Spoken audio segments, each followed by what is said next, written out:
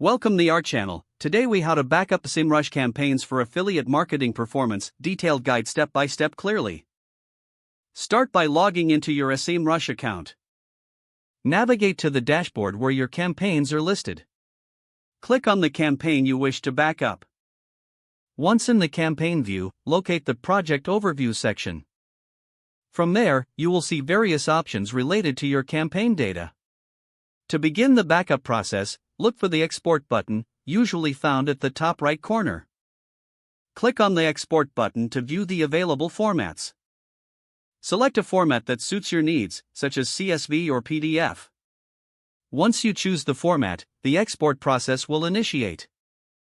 Depending on your data size, this may take a few moments. After the export is complete, you will receive a download link or the file will begin downloading automatically. Locate the downloaded file on your device. Next, open the file to ensure all the necessary data is present. Review the data to confirm that critical components of your campaign are included. If your campaign consists of multiple elements, like keywords and backlinks, repeat the export process for each section. For keywords, navigate to the Keywords tab in your project. Repeat the exporting process for this data type. For backlinks, go to the Backlinks tab and export this data as well. Organize all exported files into a dedicated folder on your computer. Label your files clearly for easy reference in the future.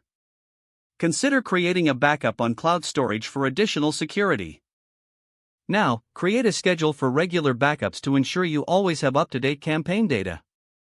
This could be monthly or quarterly, depending on your campaign's activity level. By maintaining consistent backups, you'll have peace of mind regarding your SEMrush campaigns. You are now equipped with a detailed guide to back up your SEMrush campaign data effectively.